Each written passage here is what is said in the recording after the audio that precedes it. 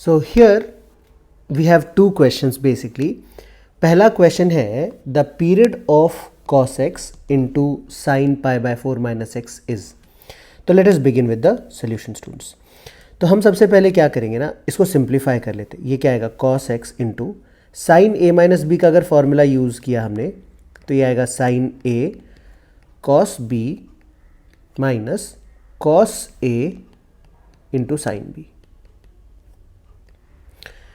तो इसको हम सिंप्लीफाई कर लेते हैं. We know sine pi by 4 is equal to 1 by root 2 and cos pi by 4 is also 1 by root 2. तो ये क्या आ जाएगा, cos x into 1 by root 2 into cos x minus 1 by root 2 into sine x. तो हम यहाँ पे क्या करेंगे, 1 बाय रूट 2 को कॉमन लेके बाहर कर देते हैं. ये आ जाएगा cos square x minus cos x into sine x.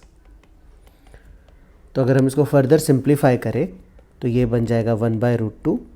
Cos square x students can be written as 1 plus cos 2x divided by 2 minus cos x into sine x को हम लिख सकते हैं साइन 2x बाय 2.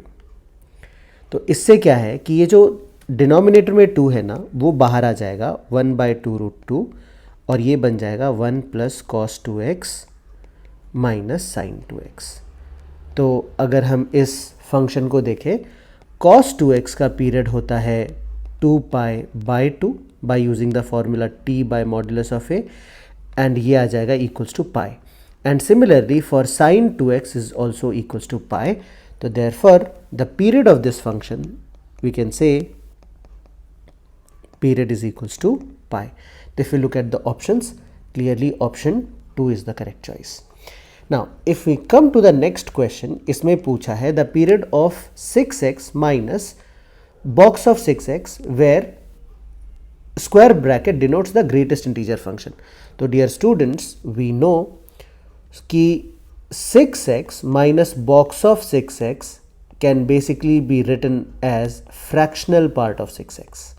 किसी number से अगर हम उसका इंटीजर सब्ट्रैक्ट करते हैं तो हमको फ्रैक्शनल पार्ट फंक्शन मिलता है.